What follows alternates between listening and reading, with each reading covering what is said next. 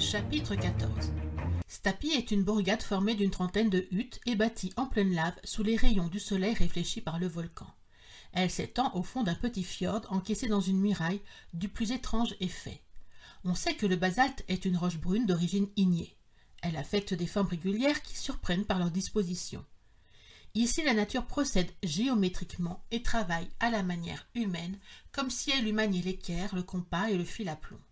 Si partout ailleurs elle fait de l'art avec ses grandes masses jetées sans ordre, ses cônes à peine ébauchés, ses pyramides imparfaites avec la bizarre succession de ses lignes, ici voulant donner l'exemple de la régularité, et précédant les architectes des premiers âges, elle a créé un ordre sévère que ni les splendeurs de Babylone ni les merveilles de la Grèce n'ont jamais dépassé.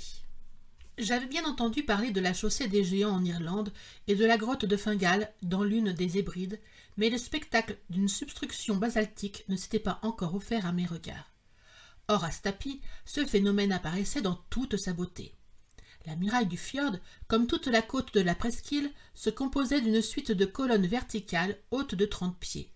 Ces fûts droits et d'une proportion pure supportaient une archivolte faite de colonnes horizontales dont le surplombement formait demi-voûte au-dessus de la mer.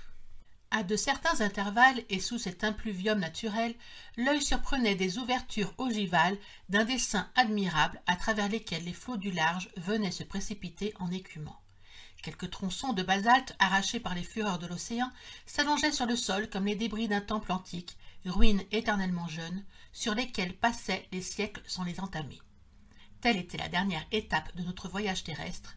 Hans nous y avait conduits avec intelligence, et je me rassurais un peu en songeant qu'il devait nous accompagner encore.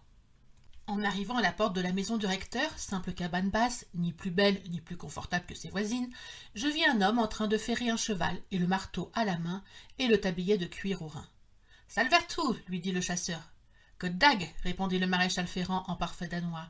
« Kirkegaard » fit Hans en se retournant vers mon oncle. « Le recteur » répéta ce dernier. Il paraît, Axel, que ce brave homme est le recteur.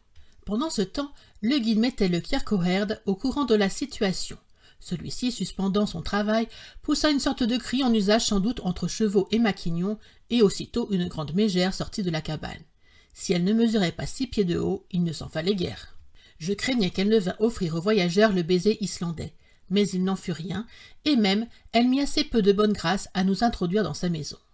La chambre des étrangers me parut être la plus mauvaise du presbytère, étroite, sale et infecte. Il fallut s'en contenter. Le recteur ne semblait pas pratiquer l'hospitalité antique.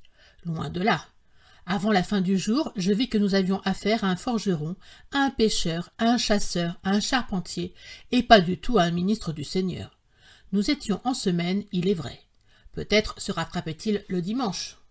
Je ne veux pas dire du mal de ces pauvres prêtres qui, après tout, sont fort misérables.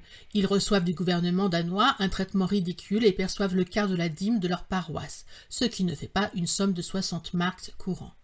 De la nécessité de travailler pour vivre, mais à pêcher, à chasser, à ferrer des chevaux, on finit par prendre les manières, le ton et les mœurs des chasseurs, des pêcheurs et autres gens un peu rudes. Le soir même, je m'aperçus que notre hôte ne comptait pas la sobriété au nombre de ses vertus. Mon oncle comprit vite à quel genre d'homme il avait affaire. Au lieu d'un brave et digne savant, il trouvait un paysan lourd et grossier. Il résolut donc de commencer au plus tôt sa grande expédition et de quitter cette cure peu hospitalière.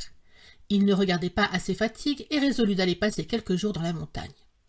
Les préparatifs du départ furent donc faits dès le lendemain de notre arrivée à Stapi. Hans loua les services de 3 Islandais pour remplacer les chevaux dans le transport des bagages. Mais une fois arrivés au fond du cratère, ces indigènes devaient rebrousser chemin et nous abandonner à nous-mêmes. Ce point fut parfaitement arrêté. À cette occasion, mon oncle dut apprendre aux chasseurs que son intention était de poursuivre la reconnaissance du volcan jusqu'à ses dernières limites. Hans se contenta d'incliner la tête. Aller là ou ailleurs, s'enfoncer dans les entrailles de son île ou la parcourir, il n'y voyait aucune différence. Quant à moi, distrait jusqu'alors par les incidents du voyage, j'avais un peu oublié l'avenir, mais maintenant, je sentais l'émotion me reprendre de plus belle. Qu'y faire? Si j'avais pu tenter de résister au professeur Lidenbrock, c'était à Hambourg et non au pied du Sneffels. Une idée entre toutes me tracassait fort, idée effrayante et faite pour ébranler des nerfs moins sensibles que les miens. Voyons, me disais-je, nous allons gravir le Sneffels, bien. Nous allons visiter son cratère, Bon, d'autres l'ont fait qui n'en sont pas morts. Mais ce n'est pas tout. S'il se présente un chemin pour descendre dans les entrailles du sol, si ce malencontreux Saknussemm a dit vrai, nous allons nous perdre au milieu des galeries souterraines du volcan. Or, rien n'affirme que le Sneffels soit éteint. Qui prouve qu'une éruption ne se prépare pas? De ce que le monstre dort depuis 1229, s'ensuit-il qu'il ne puisse se réveiller? Et s'il se réveille, qu'est-ce que nous deviendrons? Cela demandait la peine d'y réfléchir, et j'y réfléchissais. Je ne pouvais dormir sans rêver d'irruption. Or le rôle de scorie me paraissait assez brutal à jouer. Enfin je n'y tins plus. Je résolus de soumettre le cas à mon oncle le plus adroitement possible, et sous la forme d'une hypothèse parfaitement irréalisable. J'allais le trouver. Je lui fis part de mes craintes, et je me reculai pour le laisser éclater à son aise. « J'y pensais, répondit-il simplement. Que signifiaient ces paroles? Allait-il donc entendre la voix de la raison? Songeait-il à suspendre ses projets? C'eût été trop beau pour être possible. Après quelques instants de silence, pendant lesquels je n'osais l'interroger, il reprit en disant « J'y pensais. Depuis notre arrivée à Stapi, je me suis préoccupé de la grave question que tu viens de me soumettre, car il ne faut pas agir en imprudent. »« Non, répondis-je avec force. Il y a 600 ans que le Sneffels est muet, mais il peut parler. Or les éruptions sont toujours précédées par des phénomènes parfaitement connus. J'ai donc interrogé les habitants du pays, j'ai étudié le sol, et je puis te le dire, Axel, il n'y aura pas d'éruption. » À cette affirmation, je restais stupéfait, et je ne pus répliquer. « Tu doutes de mes paroles, dit mon oncle? Eh bien, suis-moi. » J'obéis machinalement. En sortant du presbytère, le professeur prit un chemin direct qui, par une ouverture de la muraille basaltique, s'éloignait de la mer. Bientôt, nous étions en rase campagne, si l'on peut donner ce nom à un amoncellement immense de déjections volcaniques. Le pays paraissait comme écrasé sous une pluie de pierres énormes, de trappes, de basalte, de granit et de toutes les roches pyroxéniques. Je voyais çà et là des fumerolles monter dans les airs. Ces vapeurs blanches, nommées rekir, en langue islandaise, venaient des sources thermales et elles indiquaient par leur violence l'activité volcanique du sol. Cela me paraissait justifier mes craintes. Aussi je tombai de mon haut quand mon oncle me dit « Tu vois toute cette fumée, Axel?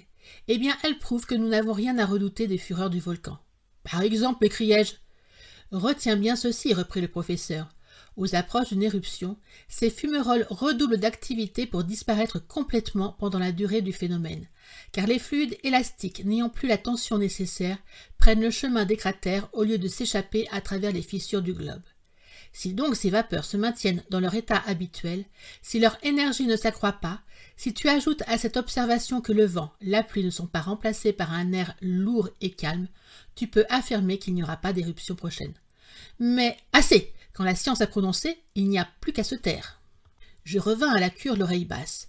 Mon oncle m'avait battu avec des arguments scientifiques. Cependant, j'avais encore un espoir, c'est qu'une fois arrivé au fond du cratère, il serait impossible, faute de galeries, de descendre plus profondément, et cela en dépit de tous les Saknussemm du monde. Je passai la nuit suivante en plein cauchemar au milieu d'un volcan et des profondeurs de la terre. Je me sentis lancé dans les espaces planétaires sous la forme de roches éruptives.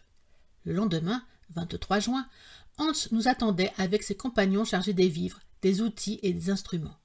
De bâtons ferrés, de fusils, de cartouchières étaient réservés à mon oncle et à moi. Hans, en homme de précaution, avait ajouté à nos bagages une outre pleine qui, jointe à nos gourdes, nous assurait de l'eau pour 8 jours. Il était 9 heures du matin. Le recteur et sa haute mégère attendaient devant leur porte. Ils voulaient sans doute nous adresser l'adieu suprême de l'hôte au voyage. Mais cet adieu prit la forme inattendue d'une note formidable, où l'on comptait jusqu'à l'air de la maison pastorale, air infect, j'ose le dire. Ce digne couple nous rançonnait comme un aubergiste suisse et portait à un beau prix son hospitalité surfaite. Mon oncle paya sans marchander. Un homme qui partait pour le centre de la terre ne regardait pas à quelques rixdales. Ce point réglé, Hans donna le signal du départ et quelques instants après, nous avions quitté Stapi.